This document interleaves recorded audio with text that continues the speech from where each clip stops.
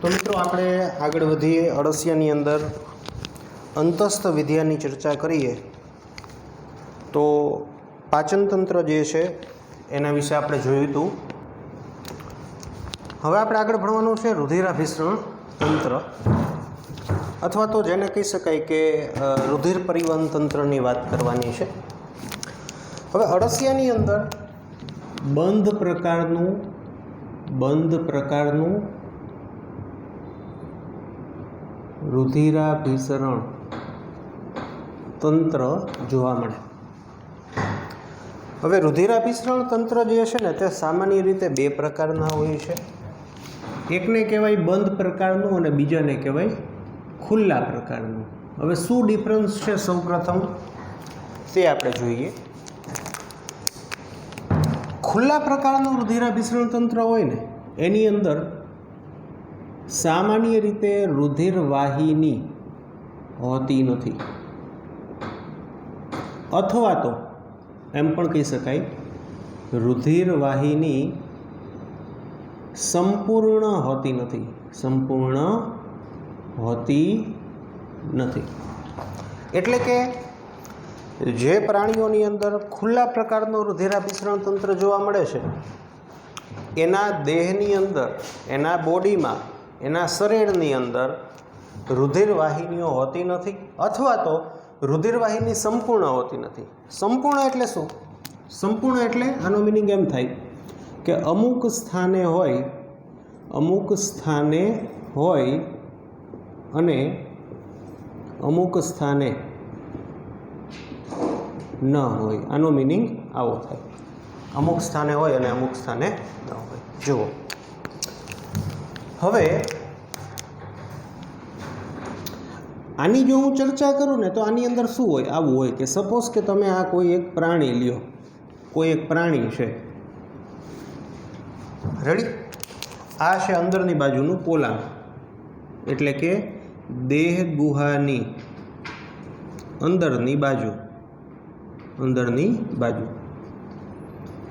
તો અહીંયા કોઈ અંગો પણ હોય વિવિધ તંત્રને લગતા. તો ખુલ્લું પરિવહન તંત્ર હોય તો રુધિર જે છે ને એ અહીંયા ગમે એમ, સપોઝ કે આ છે પાચન માર્ગ, ચાલો, તો રુધિર આવી રીતે દેહ ગુહાની અંદર ખુલ્લામાં, જેને કહેવાય કે આવી રીતે તરતું હોય, ખુલ્લા સ્પેસોમાં, સ્થાનમાં આવી રીતે તરે. આવું તમને એમ થાય કે આવું જો હોય તો એમાં શું રુધિરનું વહન ન થાય? જેવી રીતે મનુષ્યની અંદર કેમ રુધિર જે છે એનું કોઈ ચોક્કસ દિશામાં વહન થતું હોય, એમ શું આની અંદર વહન ન થાય? તો ના થાય. આ રુધિર છે, અથવા તો હું એને દેહજળ કહીશ, દેહજળ. તો એની અંદર વહન થાય, પરંતુ સતત એક ધારું પરફેક્ટલી ચોક્કસ રીતે એમ ન જાય. જેવી રીતે આપણી રુધિરવાહિનીઓમાં કેમ રુધિર છે ચોક્કસ રીતે સતત એક ધારું આમ વહન પામતું હોય, એમ ન વહન થાય, પરંતુ ધીમું અને આસપાસ. હવે આસપાસ એટલે શું? તો કે આ જે અહીંયા સપોઝ કે રુધિર છે ને, તો એ સેજ આમ હિલોળા માર્યા રાખે. ચાલો, પણ તમને એમ થાય કે હિલોળા મારે, પણ શા માટે મારે? અથવા તો શું કોઈ એવી રચના છે કે જે એને ફેરવે? તો જવાબ છે હા, એવી રચના પણ આની અંદર આવેલી છે. હવે આપણે એક પ્રાણી, ધારો કે આગળ ભણીએ વંદો, તો એની અંદર આપણને ખુલ્લા પ્રકારનું રુધિરાભિસરણ તંત્ર જોવા મળશે. તો એ આપણે રચના સમજશું ને એટલે તમને ખ્યાલ આવશે કે હકીકતે ખુલ્લા પ્રકારનું રુધિરાભિસરણ તંત્ર શું છે. રેડી? ચાલો, એટલે ખુલ્લા પ્રકારના રુધિરાભિસરણ તંત્રની અંદર કઈ રચના રુધિરનું મૂવમેન્ટ પ્રેરે છે એ પણ આપણે ભણવામાં આવી જશે. બીજું, રુધિરાભિસરણ તંત્ર જો ખુલ્લું હોય ને તો એની અંદર રુધિરનું દબાણ ઓછું હોય. કારણ કે બંધની અંદર તો શું છે કે એની સાપેક્ષે ખુલ્લામાં, બંધમાં તો રુધિરવાહિનીની અંદર મીન્સ કે ચોક્કસ સ્થાને, ચોક્કસ જગ્યાએ જેને કહેવાય રુધિર છે, આમાં તો દેહ ગુહાની અંદર જે ખાડાઓ હોય એની અંદર રુધિર ભર્યું હોય એટલે એટલું બધું પ્રેશર ક્રિએટ થઈ શકે નહીં. તો ખુલ્લા પ્રકારનું રુધિરાભિસરણ તંત્ર, એનો મિનિંગ મેં તમને કીધું કે રુધિરવાહિનીઓ હોતી નથી અથવા તો સંપૂર્ણ રીતે હોતી નથી, અને રુધિર જે છે તે દેહ ગુહાઓની અંદર જોવા મળે. રુધિર અથવા તો દેહ જળ શરીરમાં રહેલ કોષ્ઠ એટલે કે ખાડાઓમાં જોવા મળે. રેડી? ચાલો, હવે બંધ પ્રકારનું રુધિરાભિસરણ તંત્ર એટલે શું થાય એની આપણે ચર્ચા કરીએ.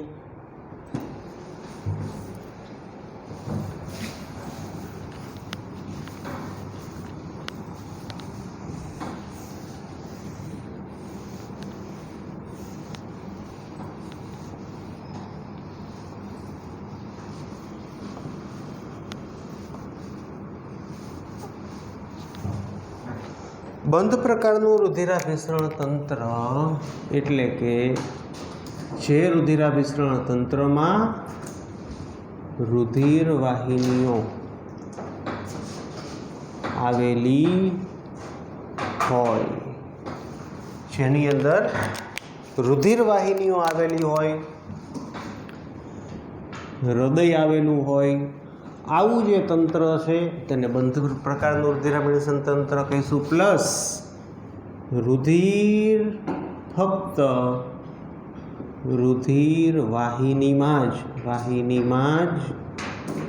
જોવા મળે.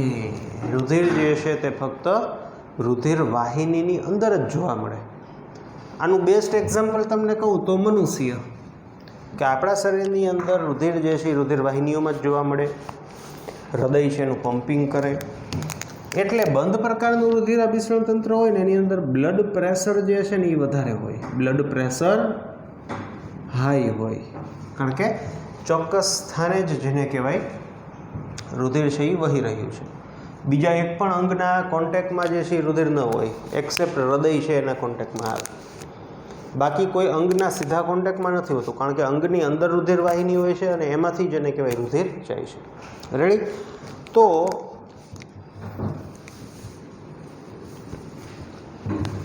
અળસિયાની જો ચર્ચા કરવામાં આવે તો અળસિયાની અંદર બંધ પ્રકારનું રુધિરાભિસરણ તંત્ર, બંધ પ્રકારનું રુધિરાભિસરણ તંત્ર જોવા મળે. એટલે કે રુધિર જે છે તે ફક્ત રુધિર વાહિનીઓમાં જ વહે છે અને હૃદય તેનું પમ્પિંગ કરે છે. ચાલો, હવે આ છે રુધિરાભિસરણ તંત્ર કોનું? અળસિયાનું. પણ થોડુંક જેને કહેવાય કે આકૃતિ જોતા લાગે એવું કે કાંઈ ખબર નથી પડતું, ગોટા લાગે. ચાલો, જો આ છે પાચન માર્ગ, આ છે અળસિયાની અંદર આ પાચન માર્ગ.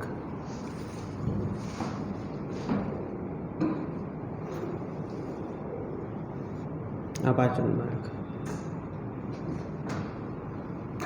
હવે મિત્રો યાદ કરો, આપણે બાહ્યાકાર વિદ્યા ભણતા ને, બાહ્યાકાર વિદ્યા, ત્યારે આવતું કે પૃષ્ઠ બાજુએ એક મધ્યમાં એક રુધિર વાહિની રહેલી છે. આ અળસિયું છે ને, તો આ જે નીચેની બાજુ છે ને એ વક્ષ બાજુ છે. આ છે વક્ષ બાજુ, જ્યારે આ બાજુ છે ને એ પૃષ્ઠ બાજુ છે, પૃષ્ઠ બાજુ. તો પૃષ્ઠ બાજુએ મધ્યમાં લંબ અક્ષે એક જેને કહેવાય કે લીટી દેખાતી, એક રેખા દેખાતી, જેને આપણે પૃષ્ઠ રુધિર વાહિની કહેતા. તો એ આ પૃષ્ઠ રુધિર વાહિની, આ તમને આ દેખાય, બહુ સારી રીતે તમે ટેક્સ્ટ બુકમાં પણ જોઈ શકો. આ પૃષ્ઠ રુધિર વાહિની. રેડી? ચાલો, તો એને છે ને હું સાહેબ નોખી દોરું છું. આ પૃષ્ઠ રુધિર વાહિની, બરાબર, અને આ તમે નીચે જુઓ, આ વક્ષ રુધિર વાહિની. તો જો આવી રીતનું છે, હું તમને સેપરેટલી આકૃતિ દોરું ને, આ પૃષ્ઠ રુધિર વાહિની, આ હૃદય જોવા મળે, આ હૃદય, આ વક્ષ રુધિર વાહિની.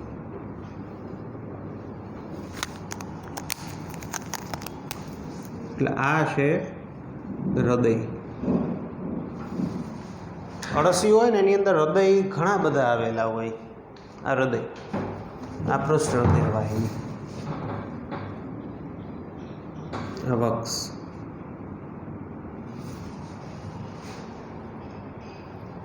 રેડી? તો આ હૃદય છે એનું સંકોચન થાય એટલે અંદર રહેલું જે રુધિર છે એની મૂવમેન્ટ થાય. આ હૃદય, આ હૃદય જો તે પૃષ્ઠ આની સાથે કનેક્ટેડ છે. આ હૃદય, આ હૃદય. હવે આ હૃદય જે છે ને એને પાર્શ્વીય અન્નાલીય હૃદયો એવું કીધું. ચાલો, પહેલું તો પાર્શ્વ એટલે શું થાય? તો કે સાઈડમાં. પાર્શ્વ એટલે સાઈડમાં મીન્સ કે આ વક્ષ, આ પૃષ્ઠ. પાર્શ્વ એટલે આ બાજુ, દેશી ભાષામાં સાઈડમાં. તો આને પાર્શ્વીય અથવા પાર્શ્વ હૃદય કેમ કીધા? તો પાર્શ્વીય અન્નાલીય, અન્નાલીય એટલે અન્નળી અથવા તો પાચન માર્ગ. સપોઝ કે આ પાચન માર્ગ જે આ બ્લેક કલરનો તમે જોઈ રહ્યા છો આ ઈ છે, તો આ જે હૃદય છે ને એમ પાર્શ્વ, આ પાચન માર્ગ છે તો એમાં હૃદય અહીંયા સાઈડમાં પાર્શ્વ બાજુએ છે. નહીં કે આ પાચન માર્ગની વક્ષ બાજુએ, નહીં કે પૃષ્ઠ બાજુએ, નહીં કે આમ અગ્ર બાજુએ, નહીં કે આમ પશ્વ બાજુએ, પરંતુ પાર્શ્વ બાજુએ છે આ હૃદયો. રેડી? ચાલો, પછી આ વક્ષ, આ પૃષ્ઠ, પછી બીજી તમને આ રુધિર વાહિનીઓ દેખાય છે. જુઓ છે આ રુધિર વાહિની. ટેક્સ્ટ બુકમાં જોશો એટલે પરફેક્ટલી વધુ ક્લિયર થશે. આ રુધિર વાહિની. રેડી? પછી આ બીજી રુધિર વાહિની.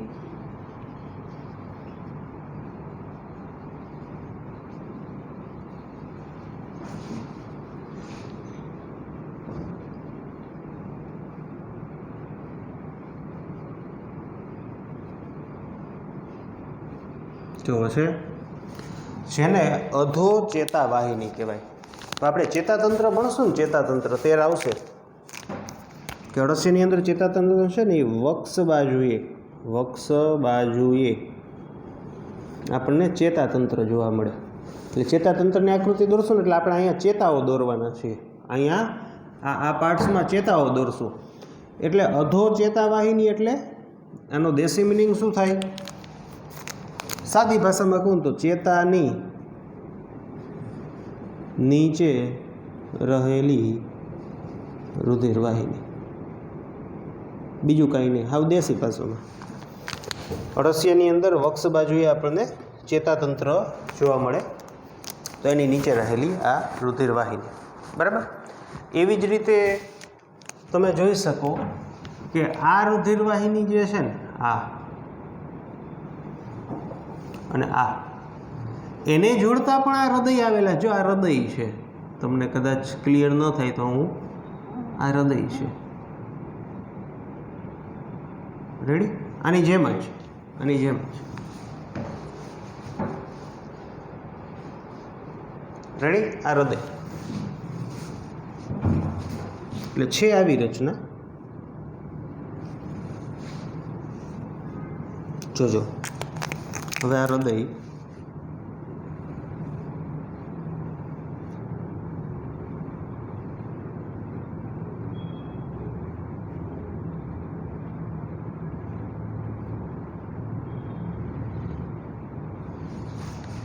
રેડી? એટલે કે હૃદય છે ને એમાંથી એમ વળાંક, એક લૂપ, લૂપ જેને કહેવાય, લૂપમાં ખબર પડે ને, આને લૂપ કહેવાય.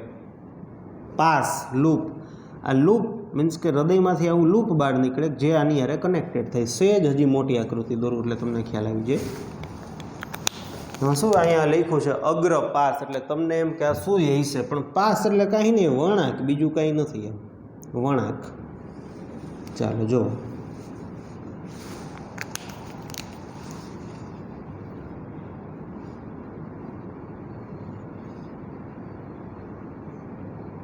આ સેજ મોટી આકૃતિ દોરી એટલે તમને ખ્યાલ આવે.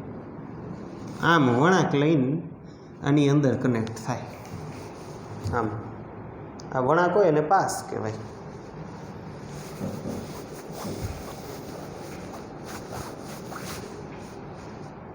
તમે કહેશો સાચી વાત છે અગ્રપણ, તો પછી પશ્વ પાસ. તો આનો મિનિંગ આમ આગળથી આમ આગળથી જેને કહેવાય કે આપણને દેખાય ને એમ પાસ વરેલું હોય એટલે આને અગર પાસ કહેવાય. તો આવી રીતે હૃદય રુધિરવાહિનીઓની ગોઠવણી બંધ પ્રકારનું રુધિરાભિસરણ તંત્ર જોવા મળે છે. એટલે કે રુધિર જે છે તે ફક્ત રુધિરવાહિનીઓની અંદર જ વહે છે. બીજું કે રુધિર જે છે તે એક જ દિશામાં વહે. રુધિર ચોક્કસ એક જ દિશામાં વહન પામે છે. કારણ કે બંધ રુધિરાભિસરણ તંત્ર હોય તો આપણે પણ મનુષ્યની અંદર જેવી રીતે કોઈ એક જ દિશામાં વહન પામે એવી રીતે આની અંદર પણ કોઈ એક જ દિશામાં રુધિર જે છે એ વહન પામે. ખુલ્લું રુધિરાભિસરણ તંત્ર હોય તો આપણે ચોક્કસ દિશા ન કહી શકીએ, ત્યાં જ આગળ પાછળ હિલોડા મારતું હોય. બરાબર. તો આવી જે રચના છે ને છેક સુધી આપણને આવું જોવા મળે. છેક સુધી કે આવી રીતે કનેક્ટેડ હૃદયો હોય, પાર્શ્વ બાજુએ અન્નાળી એટલે અન્નળી અથવા તો પાચન માર્ગ જે છે એની સાઈડમાં, મેં જે તમને હમણાં કીધું એમ. બરાબર. ચાલો હવે આગળ જોઈએ એક વસ્તુ.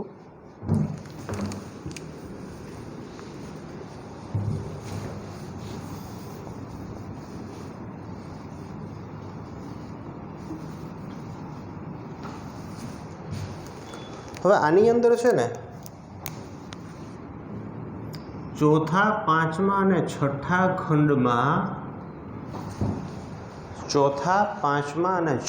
ખંડમાં રુધિર ગ્રંથિઓ આવેલી હોય. રુધિર ગ્રંથિ જે રીતે મનુષ્યની અંદર રુધિર ગ્રંથિ તો ન કહેવાય, પરંતુ રુધિરની અંદર જોવા મળતા જે કોષો છે એનું નિર્માણ સામાન્ય રીતે અસ્થિમજ્જાની અંદર થાય.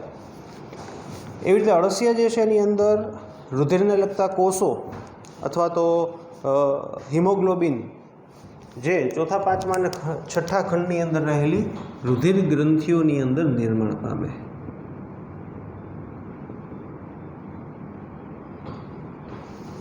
રેડી? તો મિત્રો આટલું જ હું તમને કહું તો મહત્ત્વનું છે. બંધ પ્રકારનું રુધિરાભિસરણ તંત્ર, એક જ દિશામાં રુધિરનું વહેવું. ચોથા, પાંચમા, છઠ્ઠા ખંડમાં રુધિર ગ્રંથિઓ જે રુધિરકોષો અને હિમોગ્લોબિનનું નિર્માણ કરે છે. પછી પૃષ્ઠ રુધિરવાહિની, વક્ષ રુધિરવાહિની અને આવી રીતની ગોઠવણી ધરાવતા હૃદય. રેડી? તો આ થયું વંદાની અંદર અળસિયાની અંદર જોવા મળતું રુધિરાભિસરણ તંત્ર.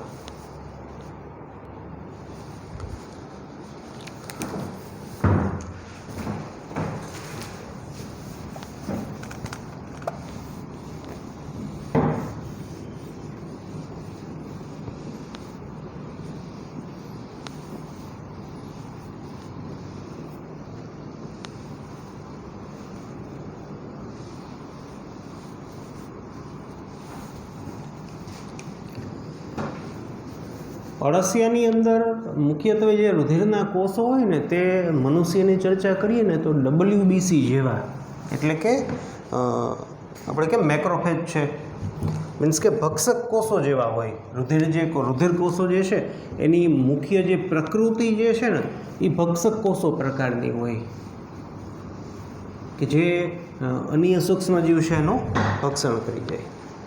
ચાલો આગળ છે શ્વસન તંત્ર. તો ખાસ જેને કહેવાય કે કોઈ શ્વસન તંત્ર અથવા તો શ્વસન અંગ જોવા મળતા નથી.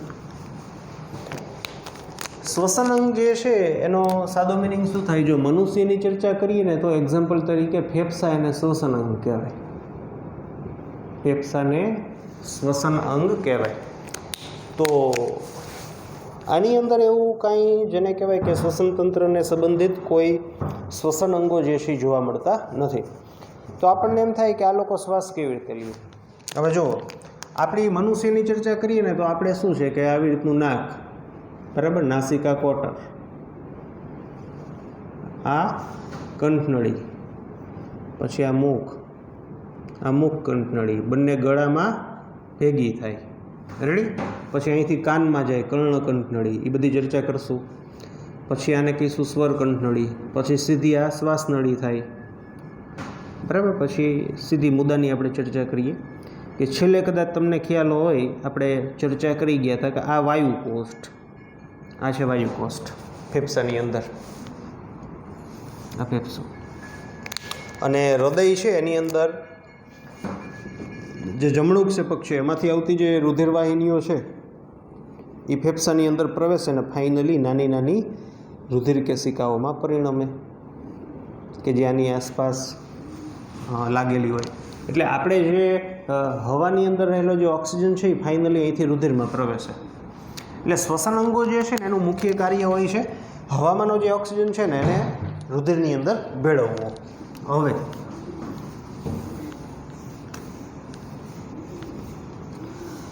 તો આની અંદર શું થાય કે આની અંદર શ્વસન અંગ તરીકે જો કોઈને કહેવું હોય ને તો આપણે ચામડી કહી શકીએ કે ચામડી શ્વસન અંગ તરીકે વર્તે. આની જે ચામડી છે ને સામાન્ય રીતે ભેજયુક્ત અને ચીકણી હોય. આની જે ચામડી છે ને એની એક્ઝેક્ટ નીચે પુષ્કળ પ્રમાણમાં આવી રીતે આપણને રુધિર કેશિકાઓ જોવા મળે. આ ચામડી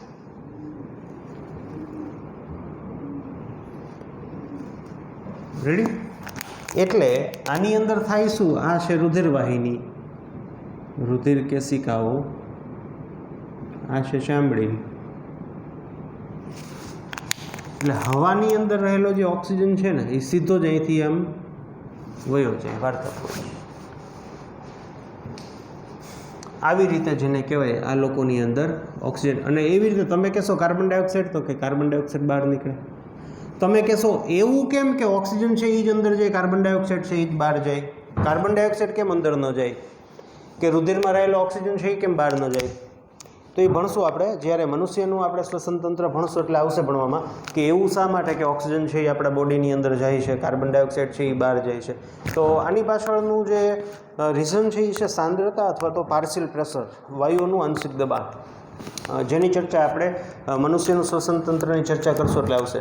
તો આ બે ચર્ચા આપણે કરી, એક છે શ્વસન તંત્રની અને બીજી છે રુધિરાભિસરણ તંત્રની. કાંઈ જેને કહેવાય કે કાંઈ ખાસ નથી, નવું નથી, જાણવા જેવું નથી. ખાલી જે 2-4 વસ્તુ જે છે મેં તમને કીધી, આટલી વસ્તુ જેને કહેવાય તમે ધ્યાન રાખો એટલે વાર્તા પૂરી.